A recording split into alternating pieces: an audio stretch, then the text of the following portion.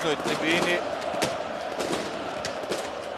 Evo i opet neke baklje dolije, te baklje bacaju odmah ispod tribine, a ne na sami travnjak.